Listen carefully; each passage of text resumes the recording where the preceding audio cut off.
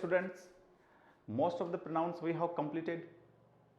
Demonstrative pronoun we have done, reciprocal pronoun we have done, personal pronoun we have done, reflexive emphasizing pronoun we have done.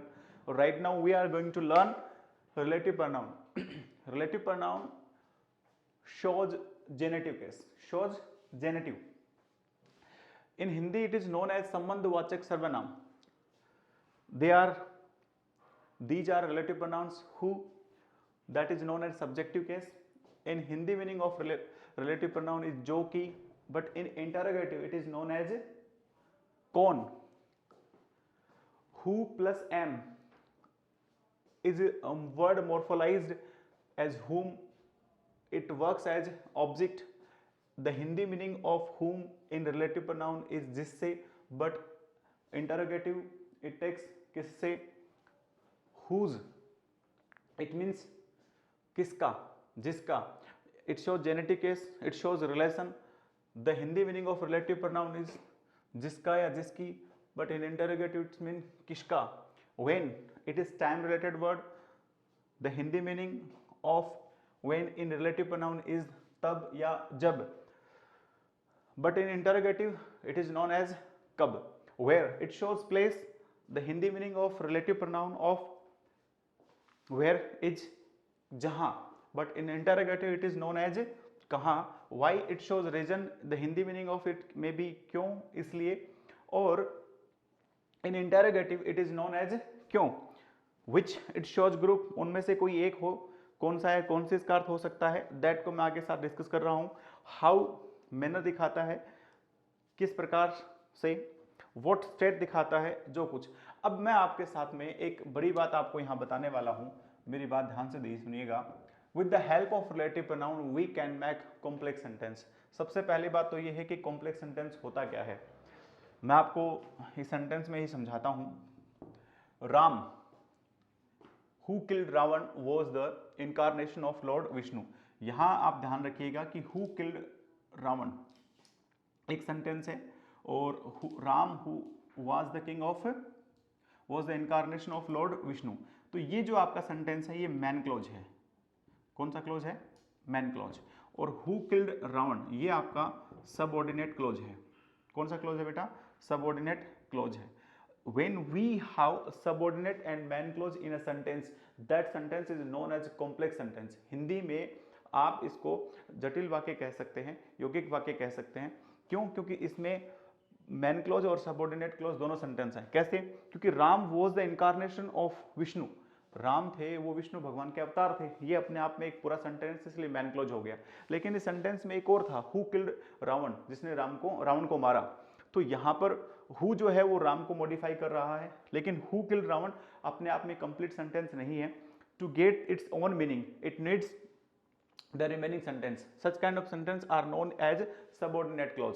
तो आपको दिमाग में रखना है कि रिलेटिव प्रोनाउन से हम क्या बना सकते हैं, कॉम्प्लेक्स सेंटेंस बना सकते हैं. अब अपन अगली बात पर डिस्कस करने वाले हैं. सबसे पहले मेरे पास हु रहेगा. हु के बारे में मैं आपको दो चार बातें बता देता हूं. हु का हिंदी मीनिंग होगा जो कि. In relative pronoun it is use only for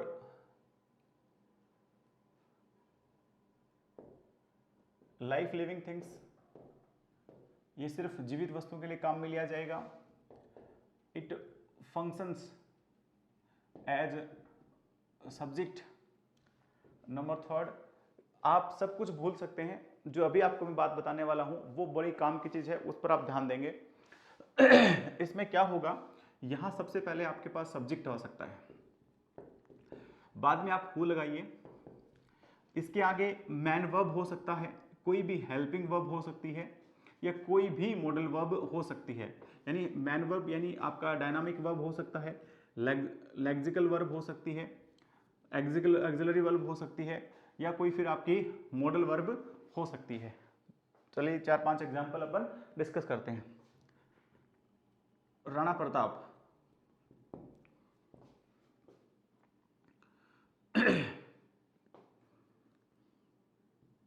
known as the symbol of nationalism was from Rajasthan. Look, अब आपको यहां देखना कि यहां सब्जेक्ट कौन है, राणा प्रताप। तो राणा प्रताप आपका क्या हो गया, सब्जेक्ट हो गया।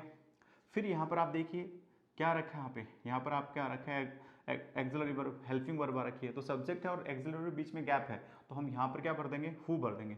अब राणा प्रताप जो कि राष्ट्रपिता का प्रतीक जाने जाते हैं, वो राजस्थान से थे। और देखिए मोहित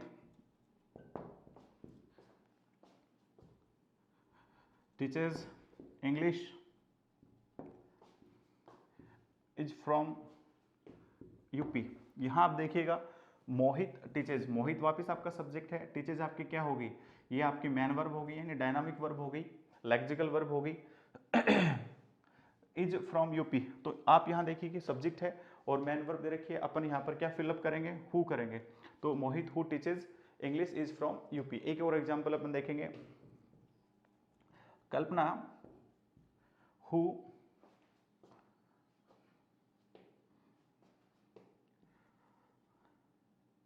who teaches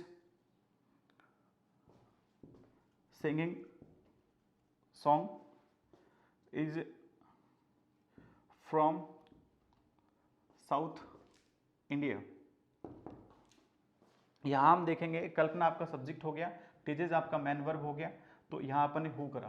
तो बेसिक बात हु के साथ क्या है, तीन बातें ध्यान में रखेंगे कि इसका प्रयोग अपन सिर्फ कहां करते हैं, लाइफलेस थिंग्स के साथ में करते हैं, एक बात। दूसरी बात ये हमेशा सब्जेक्टिव के रूप में आएगा। नंबर थर्ड, आप कुछ भी भूल जाएं, ये बात आप ध्यान में रखेंगे क्या कि हु जो होता है उससे पहले सब्जेक्टिव आना चाहिए, उसके बाद में सजीव सब्जेक्ट होना चाहिए, ये भी ध्यान रखेंगे। और उसके जस्ट बाद में आपके पास क्या आनी चाहिए, मैन वर्ब आनी चाहिए, या फिर आपका हेल्पिंग वर्ब आ सकता है, या फिर कोई मॉडल वर्ब आ सकती है। एक बात मैं आपको और बता देता हूं, note, use the plus noun plus relative pronoun, but this rule is not applicable with proper noun. कैसे देखिएगा, यूं आ जाए द बॉय, बॉय आपका कॉमन नाउन है, who plays cricket is my brother. अब यहां पर ध्यान दीजिएगा कि हु आपका रिलेटिव प्रोनाउन है, ब्रदर आपकी सॉरी बॉय आपका नाउन हो गया, इसलिए यहां पर हमने द लगाया, और नाउन भी कौन सी है आपके, कॉमन नाउन है। तो आपको क्या ध्यान में रखना है, चार चीजें मैंने आपको इससे बातें बताई हैं। वो पहली बात मैंने आपको कहा कि हु हमेशा सब्जेक्टिव के रूप में काम करेगा। नंबर टू, हु सब्जेक्टिव तो काम करेगा ही करेगा, साथ में हमें यह भी देखना है कि हमेशा सजीव के लिए काम में लिया जाएगा। स्ट्रक्चर ये रहेगा कि subject plus who plus man verb plus helping verb plus axillary verb भी आ सकता है, और अगर कॉमन नाउन नहीं है तो उससे पहले हम द लगाएंगे। दिक्कत इसमें एक सेंटेंस ये समझिए कि who is equal to that, बड़ी बात अपन डिस्कस कर रहे हैं यहां पर कि हु किसके इक्विवेलेंट होता है, दैट के इक्विवेलेंट होता है।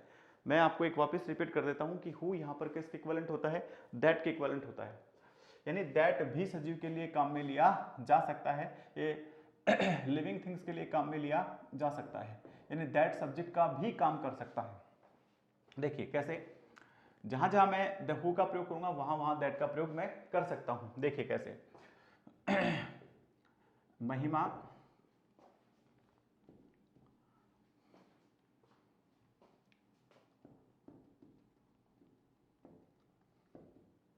help the poor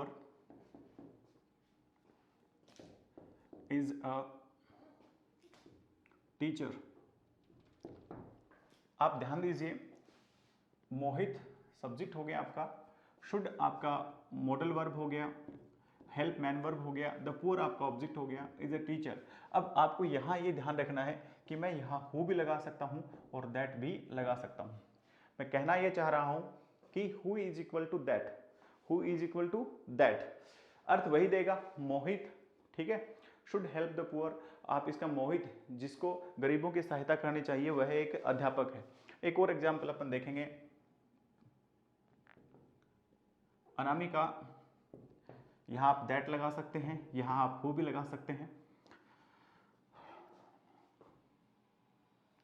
lives in Pilani is a doctor. यहाँ वापस आपको ध्यान में रखना है कि अनामिका आपका सब्जेक्ट हो गया, लिव्स मैन वर्ब हो गई आपकी, तो यहाँ पर आप दैट का भी यूज कर सकते हैं और हु का भी प्रयोग कर सकते हैं। अब एक और बड़ी बात हम डिस्कस करने वाले हैं कि डिफरेंस क्या है दोनों में, यानी हु और दैट में डिफरेंस क्या है। तो मैं आपको ये बता देता हूं मैं आपके सामने दो सेंटेंस लिखता हूं, आप समझेंगे। जब मैं ऐसे लिख देता हूं, the boy who plays cricket will not be allowed to attend this function। Next sentence आप देखिएगा, the boy who plays cricket will not be allowed to attend this function. देखिएगा दोनों सेंटेंसेस में सिर्फ एक माइन्यूट डिफरेंस है, और minute differences में क्या है, दैट इज कॉमा।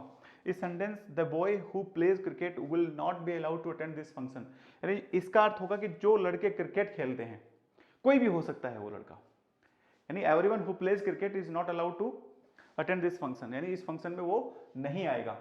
यानी इस सेंटेंस में द बॉय है वो पूरे सभी लड़कों को, ऑल का डिफरेंस कर रहा है, होल का वो मीनिंग दे रहा है, सभी को बात कर रहा है। लेकिन यहां मैं जब द बॉय के आगे कोमा लगा देता हूं तो I am talking about one particular person, I am talking about one particular person. यहां हम ध्यान रखेंगे कि जब कोमा आ जाता है तो उसका मीनिंग चेंज हो जाता है, किसी इंडिविजुअल को दिखाता है। The boy who plays cricket will not be allowed to attend this function, यानी कोई एक लड़का जो यहाँ क्रिकेट खेलता है, पर्टिकुलर बच्चे की बात करी जा रही है दूसरे सेंटेंस में, जबकि ऊपर वाले सेंटेंस सबको दिखा देता है। तो पहला डिफरेंस जो है किसके अंदर, हु और दैट के अंदर, उस पहला जो डिफरेंस है वो ये है। देखिए क्या डिफरेंस रखेंगे अपन, हम पहला जो डिफरेंस रखेंगे ये रखेंगे कि अगर इफ नाउन प्रोनाउन के बाद अगर कोमा आता है तो यूज हु, उस कंडीशन में दैट आपका गलत होगा। मैं आपको दो एग्जांपल देता हूं, समझिएगा। मैंने लिखा Kalpana, there is a comma, look there is a comma. अगर ऐसे सेंटेंस में आता है that is a teacher wants to teach the poor, इस सेंटेंस में क्या होगा, देखिए अब हमें इसमें एरर ढूंढनी है। अब कल्पना अपना नाउन है और प्रॉपर नाउन है, बहुत बढ़िया। तो यहाँ पर जो दैट है वो गलत होगा क्योंकि कोमा है इसके बाद में, तो नाउन या प्रोनाउन के बाद कोमा आ जाता है और मैन वर्ब है, तो उस कंडीशन में हमें दैट का यूज करना ही नहीं है, हमें उस कंडीशन में सिर्फ हु का यूज करना है। तो अपना दैट गलत रहेगा और हु सही होगा। एक और देखिए, the man that is in black is a soldier. यहां आप ध्यान रखिएगा कि द मैन यहां पर आपका नाउन हो गया और इज जो है वो आपकी हेल्पिंग वर्ब है। अब कोमा है तो दैट का प्रयोग गलत होगा, हमें सिर्फ यहां पर किसका प्रयोग करना है, हु का। तो पहला और जो सबसे बड़ा अंतर है दोनों में वो ये है कि अगर नाउन प्रोनाउन के बाद अगर कोमा आ जाता है तो हमें उस कंडीशन में हु का प्रयोग करना है, ना कि दैट का। दूसरा डिफरेंस अपन इसमें देखेंगे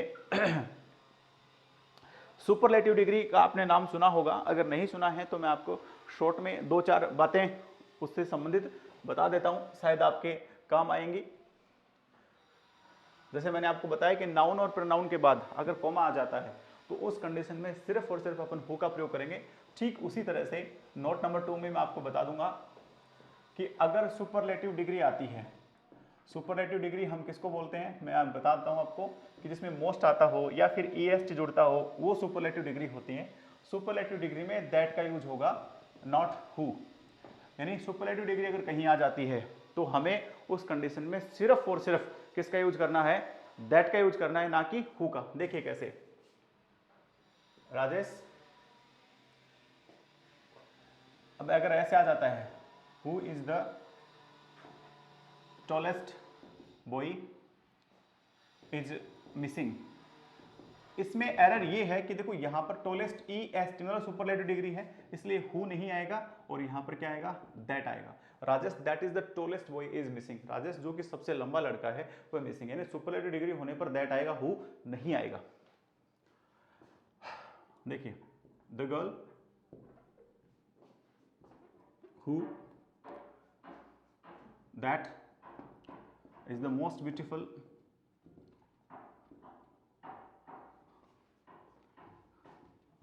wants to join our party, यहां हम ध्यान देंगे द गर्ल आपका सब्जेक्ट हो गया और यहां कौन सी डिग्री आ गई, सुपरलेटिव डिग्री आ गई है, तो सुपरलेटिव में हम हु का प्रयोग नहीं करेंगे, दैट का प्रयोग करेंगे। तो हु के बारे में अपन ब्रीफ में एक बार बात समझेंगे और ब्रीफ बात में ये समझेंगे कि हु हमेशा नॉमिनेटिव यानी सब्जेक्ट का काम करता है। नंबर 2 ये हमेशा सजीव के लिए आता है। नंबर 3 हमारा ध्यान रहे कि नाउन या प्रोनाउन वो सजीव होनी चाहिए, बाद में who plus helping verb, man verb या मॉडल वर्ब हो सकती हैं। ओके, थर्ड बात मैं आपको बता देता हूं कि who is equal to that. Fourth बात मैं आपके साथ डिस्कस करने वाला हूं वो ये रहेगी कि अगर नाउन या प्रोनाउन के बाद में कोमा आ जाता है तो उस कंडीशन में हम सिर्फ हु का प्रयोग करेंगे, और अगर सुपरलेटिव डिग्री है तो हम उस कंडीशन में दैट का प्रयोग करेंगे। आज अपना दूसरा जो रिलेटिव प्रोनाउन है वो है whom। whom ऑब्जेक्टिव होता है, ये एक्यूजेटिव भी आप इसे कह सकते हैं। एक बात इसमें ये भी सिर्फ किसके लिए आएगा, लाइफ लिविंग थिंग्स के लिए आएगा। ये ऑब्जेक्ट का काम करता है, हमने पहले इसके बारे में समझ लिया। नंबर 2 अपन इसके बारे में डिस्कस करने वाले हैं। अब अपन होम देखेंगे। होम ऑब्जेक्टिव होता है, उसको अपन एक्यूजेटिव भी कह सकते हैं। इसके बारे में भी हम ध्यान रखें कि ये भी लिविंग थिंग्स के लिए काम में लेते हैं अपन।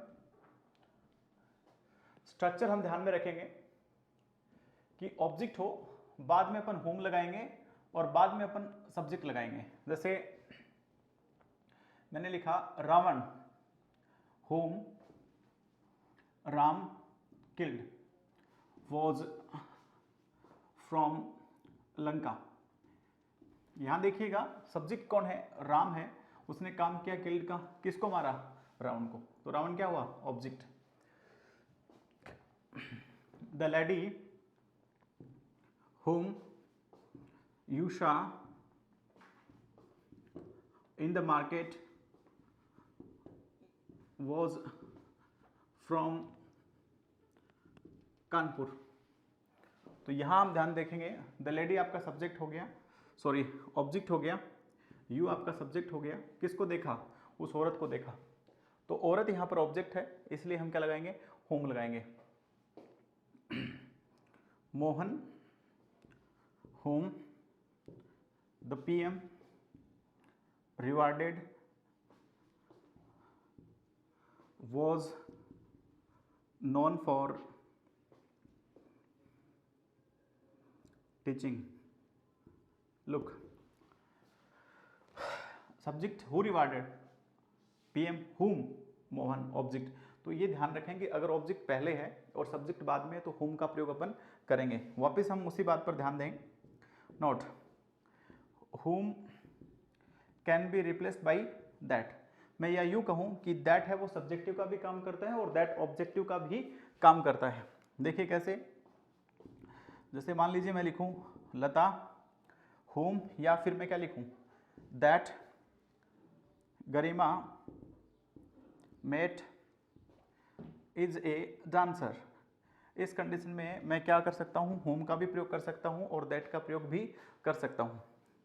लेकिन मुझे एक बात ध्यान में रखनी है, और बात ध्यान में ये रखनी है कि अगर नाउन और प्रोनाउन अगर ऑब्जेक्ट का काम कर रहा है तो और उसके बाद कोमा है तो आप केवल होम का यूज करें, उस कंडीशन में दैट का यूज नहीं करेंगे।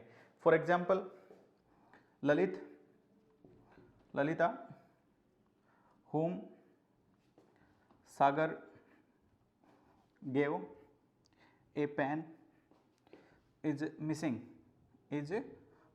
look, सागर आपका सब्जेक्ट हो गया, गेव वर्ब हो गया, ए पेन ऑब्जेक्ट हो गया। किसको पेन दिया भाई उसने? ललिता को दिया। तो ललिता ऑब्जेक्ट है लेकिन कोमा है, इसलिए हम होम का यूज करेंगे ना कि दैट का। तो यहाँ पर दो थियरी बन गई है। थियरी फर्स्ट कि अगर ऑब्जेक्ट के बाद कोमा है तो अपन किसका प्रयोग करेंगे? होम का। और अगर अपने पास डस्टर कहाँ गई? अगर हमारे पास में ऑब्जेक्ट नहीं है और सिर्फ सब्जेक्ट है और वर्ब है तब हु का प्रयोग करेंगे। लेकिन हमें यहाँ भी ये भी ध्यान रखना है कि अगर ऑब्जेक्ट है और उसके बाद में कोमा नहीं है तो उस कंडीशन में हम whom और that का दोनों का इस्तेमाल कर सकते हैं। नेक्स्ट चीज अपन पढ़ने वाले हैं, एक अच्छा रिलेटिव प्रोनाउन हम डिस्कस करने वाले हैं। देखिए बहुत अच्छे से आप समझेंगे, बहुत अच्छे से आप देखेंगे। विच मैं आपको इसके बारे में बता दूं कि ये सब्जेक्टिव और ऑब्जेक्टिव दोनों ही होंगी। एक बात, दूसरी ये केवल नॉन लिविंग थिंग्स के लिए आती हैं। नंबर थर्ड, देखिए स्ट्रक्चर क्या रहेगा कि यहां पर आप नाउन या प्रोनाउन आपका हो सकता है, प्लस में विच लगा दीजिए, आगे सेंटेंस बनेगा। पहले मैं आपको समझा देता हूं। Give me the book last day. इसमें आप नोट करिए द बुक निर्जीव है, थिंग है, आई आपका सब्जेक्ट हो गया। Give me the book which I gave you last day, यहां पर आप किसका इस्तेमाल करेंगे? विच का यूज करेंगे। मुझे वो पुस्तक दीजिए जो मैंने आपको पिछले दिन दी थी। यहां आप ध्यान रखिए कि द बुक यहां पर आपका क्या है? ऑब्जेक्ट है। तो यहां विच किसके लिए है? ऑब्जेक्ट के लिए आया है। The phone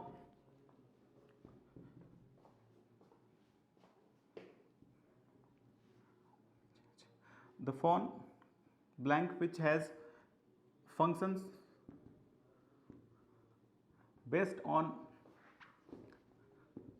digital is mine। यहां आप ध्यान दीजिए, फोन आपका सब्जेक्ट है और ये आपका वर्ब है, तो यहां पर क्या आ जाएगा? विच। वजह क्या है बेटा? वजह ये रही क्योंकि द फोन है वो क्या है आपका? वह एक निर्जीव थिंग्स है, इसलिए अपन विच का प्रयोग करेंगे। यहां हमारे ध्यान में ये बात रहे कि विच है वो सब्जेक्ट का भी काम कर सकता है, ऑब्जेक्ट का भी काम कर सकता है। ये किसके लिए आएगा? सिर्फ नॉन लिविंग थिंग्स के लिए आएगा। स्ट्रक्चर क्या होना चाहिए कि नाउन प्रोनाउन पहले आ सकता है, बाद में विच। ये ऑब्जेक्ट का भी पहले सेंटेंस में सब्जेक्ट ऑब्जेक्ट के लिए आया है, सेकंड सेंटेंस में ये सब्जेक्ट के लिए आया है। इससे जुड़ी हुई तीन बातें बहुत इंपॉर्टेंट हैं, बहुत बार हमें कंफ्यूज करते हैं, वो हम ध्यान में रखेंगे। जो बहुत इंपॉर्टेंट है उसके बारे में अपन डिस्कस करने वाले हैं, ध्यान दीजिए। सबसे पहले इन प्लस विच प्लस टाइम, ये तीनों चीजें किसका काम करती हैं? ये व्हेन का काम करती हैं। मैं दोबारा रिपीट कर देता हूं, इन प्लस विच प्लस टाइम किसका काम करती हैं? व्हेन का प्रयोग करते हैं। जैसे सी या इनकी जगह आप प्रीपोजिशन ले लीजिए। She does not know on which day was born। She does not know on which day she was born। अब देखिए इसमें क्या लिखा? She subject, she does not know. यहां पर आप देखिएगा ये क्या आपका प्रीपोजिशन, ये आपका क्या है? टाइम। और इन तीनों के लिए मैं क्या काम में ले सकता हूं? व्हेन। हम गलती क्या करते हैं? हम यहां पर विच लगा देते हैं, तब तक तो ठीक है, लेकिन यहां अगर अपन व्हेन लगा देते हैं तो वाक्य अपना गलत हो जाता है। She does not know on which day she was born या वॉज बॉर्न। और देखिए दूसरा, आप इस सेंटेंस को ऐसे भी लिख सकते हैं, she does not know when she born. आप ऐसे भी लिख सकते हैं। दूसरा एग्जांपल देखिएगा, in which year it will happen not known to us। It not known to us. आप ऐसे भी कह सकते हैं it is not known when it will happen. तो मैं आपको ये बता रहा हूं, आपको मैंने ये बात बताई है कि प्रीपोजिशन आ जाता है प्लस विच आ जाता है प्लस टाइम आ जाता है, तो हमेशा किसका प्रयोग करेंगे अपन, व्हेन का प्रयोग करेंगे। यानी ये तीनों इन विच प्लस टाइम, ये तीनों किसके लिए आए हैं, ये व्हेन के लिए आए हैं। या हम यूँ कर सकते हैं, इन तीनों को हटा के व्हेन लिख सकते हैं, लेकिन अगर हिन आता है, इन आता है या प्रीपोजिशन आता है, विच आता है प्लस टाइम आता है, ये व्हेन का काम करेंगे। यानी तीनों ये तीनों मिलकर एक फ्रेज बनाती हैं जो टाइम दिखाती है, और टाइम कौन सा, when. Either we will use this phrase or we will use when, but we can not use both at the same time. Next आप इससे संबंधित एक बात और देखेंगे, अगर प्रीपोजिशन आपका आ रखा है प्लस में विच आ रखा है प्लस में प्लेस आ रखा है, तो ये काम करेगा वेयर। देखो जरा कैसे, police have no idea in which city she is living. देखिएगा, इन आपका प्रीपोजिशन है, सिटी प्लेस है, और यहाँ विच ही आएगा। अगर अपन वेयर लगा देते हैं तो वाक्य गलत है। इन तीनों को हटा के हम यहाँ क्या लगा सकते हैं, यहाँ हम वेयर लगा सकते हैं। कैसे, police have no idea where she is living. अगला देखो,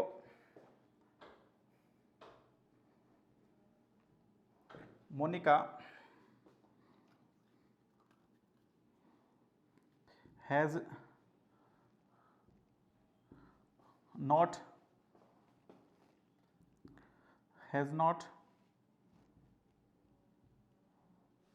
known to the matter, has not known to the matter, and the book she has no idea on which place she kept the book, she kept the book। यहां ध्यान दीजिएगा,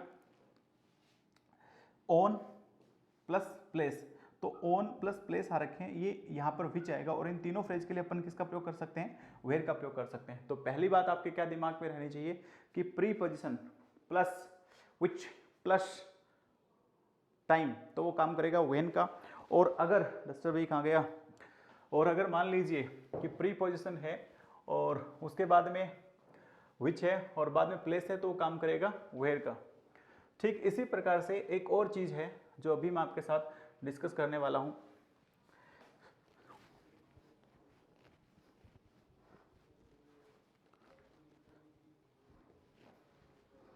देखिए क्या है,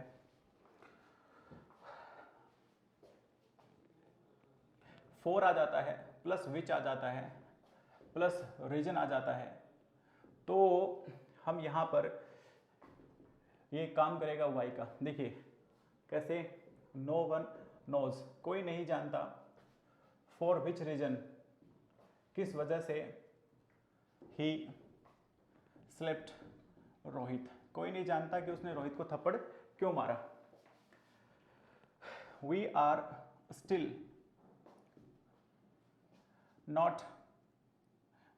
not informed for which reason police arrested him. हम कहना ये चाह रहे हैं यहाँ पे कि फोर अगर जहाँ जाता है और उसके बाद में रीजन है, तो हम विच का प्रयोग करेंगे, और ये तीनों ही किसका काम करते हैं, वाई का काम करते हैं, यानी रीजन का काम करते हैं। अब अपन यहाँ डिस्कस करेंगे हुज का। हुज क्या होता है, ये जेनेटिव दिखाता है, संबंध दिखाता है। बहुत बार आपसे एग्जाम में पूछा जाएगा, बहुत कंसंट्रेट होकर आप इसको पढ़ेंगे। कैसे लिखेंगे, एक बात, ये सिर्फ लिविंग थिंग्स के इसीलिए काम में लेंगे, एक बात ये सिर्फ रिलेशनशिप दिखाता है। रिलेशनशिप कैसे दिखाता है? ये पर्सन टू पर्सन दिखाएगा, person plus whose plus person. कैसे?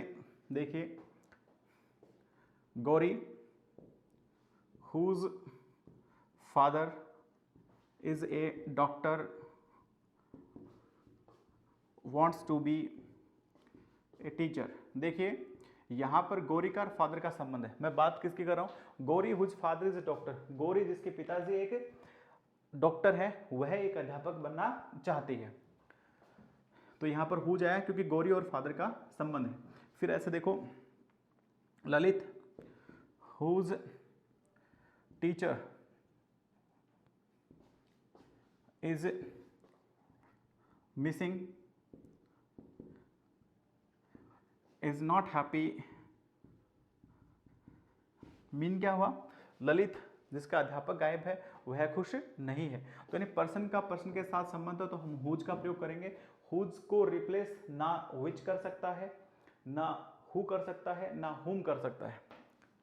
नंबर 2, कई बार person plus whose plus things का संबंध भी दिखाया जा सकता है। देखो जरा कैसे,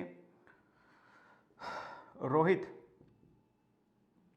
whose mobile has been stolen is crime. देखिए क्या लिखा, रोहित मोबाइल। तो रोहित का संबंध किससे हुआ? मोबाइल। रोहित जिसका मोबाइल चुरा लिया गया है, रो रहा है। तो यहां पर संबंध किसका हुआ? रोहित और मोबाइल का। जबकि रोहित आदमी है यानी पर्सन है और मोबाइल क्या है? थिंग है। और देखिए, Charu whose bus is late is happy not to attend the school, not to attend the school. तो यहां हम ध्यान दें कि चारू हुज बस, चारू का संबंध किससे है? बस से है। तो ये अपन ध्यान दें कि चारू का संबंध यहाँ पर किससे है भाई? बस से है। और चारू पर्सन है और बस क्या है? थिंग है। तो हमने ये देखा कि हुज का प्रयोग हम कहाँ कर सकते हैं? हम हुज का प्रयोग हम तब कर सकते हैं जब वह पर्सन का पर्सन के साथ संबंध हो। नंबर 2, हम हुज का प्रयोग कब कर सकते हैं? जब पर्सन का थिंग के साथ हो। अब तीसरी बात, जहां आपको एक अच्छी बात सीखने को मिलेगी और एकदम यूनिक भी बात होगी। देखिए कैसे, क्या होता है कि थिंग का अगर थिंग के साथ संबंध है तो मैं हुज का भी प्रयोग कर सकता हूं और मैं ऑफ विच का भी प्रयोग कर सकता हूं। मतलब इस बात को मैं ऐसे भी लिख सकता हूं, थिंग विच अकेले का नहीं, ऑफ विच। देखिए मैं आपको 2 एग्जांपल दे रहा हूं। द बस हुज भी लगाइए या ऑफ विच भी लगाइए। Colour is white is mine. कहना ये चाह रहा है कि बस जिसका रंग सफेद है वो गाड़ी मेरी है, वो बस मेरी है। तो यहां पर मैं हुज का भी प्रयोग कर सकता हूं और विच का भी प्रयोग कर सकता हूं। यानी थिंग का थिंग के साथ संबंध है तो मैं ऑफ विच का भी प्रयोग कर सकता हूं और हुज का प्रयोग भी कर सकता हूं। देखिए, the book whose pages are white is always good to write। तो यहां आप देखिएगा द बुक और पेजेस दोनों रिड्यूसिंग चीजें हैं और उनके लिए अपन किसका प्रयोग कर सकते हैं? हुज का। और इन दोनों के लिए अपन किसका प्रयोग कर सकते हैं? ऑफ विच का यूज कर सकते हैं। तो विच के बारे में आपको क्या दिमाग में रखना है कि विच हमेशा क्या होती है? एक निर्जीव वस्तु होती है। उसके लिए अपन काम में ले सकते हैं in plus which plus time is equal to, या preposition plus which plus time is equal to when, और preposition plus which plus place is equal to where, for plus which plus reason is equal to why. ठीक उसी प्रकार से watch को अपन 3 तरीके से काम में ले सकते हैं। Person to person, one thing, person to things. Number 3rd बात जो है अपनी वो रहेगी थिंग्स का थिंग्स के साथ। यहां हमें ये ध्यान रखना है कि थिंग्स के साथ जब अपन विच का यूज करते हैं तो ऑफ विच हम लगाएंगे और हम उसके स्थान पर हुज का प्रयोग भी कर सकते हैं।